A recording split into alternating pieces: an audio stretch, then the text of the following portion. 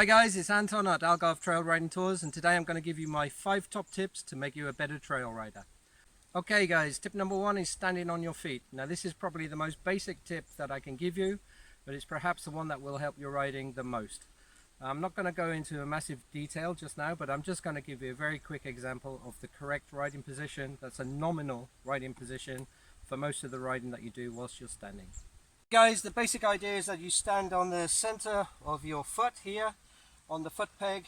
You have your knees slightly bent to make riding more comfortable, take the shock out of your back, and just hold yourself in an upright position looking forward. So I'm going to demonstrate that riding around so you can have a look what it looks like.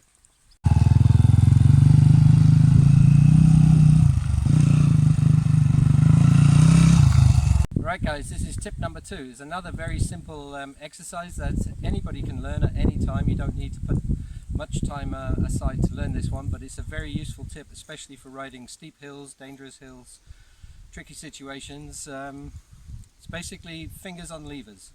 So come and have a look how I keep my fingers on my levers. Okay guys, this is really simple. This is the way I do it. Of course you can use 2 fingers. My preferred way is to use just the 1 finger technique.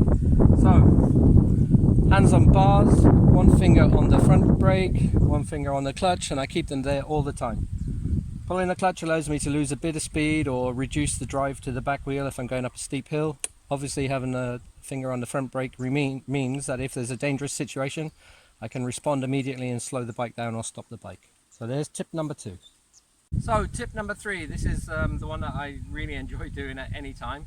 This is what I call the drift turn. So imagine you're on a tight trail, you've gone down the trail and got stuck in one direction and you need to go back to the other. Basically you sit on the bike, spin the back wheel around 180 degrees.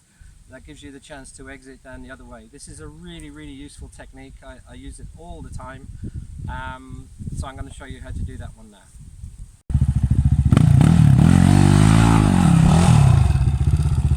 So this is tip number 4.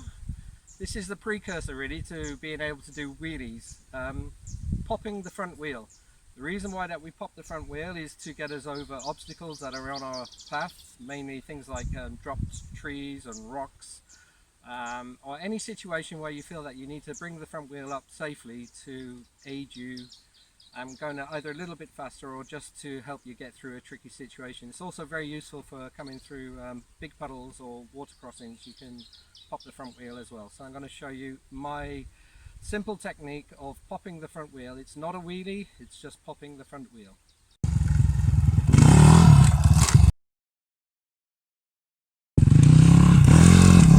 Okay, tip number 5, this is my very last tip of my very quick video. Imagine that you're perhaps a smaller rider or you have a bigger bike than perhaps you ride normally and you're off-road. Sometimes it can be quite a pain to move the bike backwards and forwards just to try to turn it around and go off in another direction. So I'm going to show you a technique where you lean the bike against your thigh and you use your thigh and your leg to spin the bike around. Okay guys, so let's pretend we're stuck down a track. I've got a big bike, a heavy bike, and I want to spin it around and head off over in that general direction, but I'm stuck here at the moment. So I'm going to lean the bike over against the thigh of my leg. Lean the bike over. I'm going to lock the handlebars at the front so that the bike has a bit of rigidity, a bit of a fixing point at the front, and then I'm going to try and spin around the front wheel. So here we go, over. I've also put the front brake on. Just pull it around like this.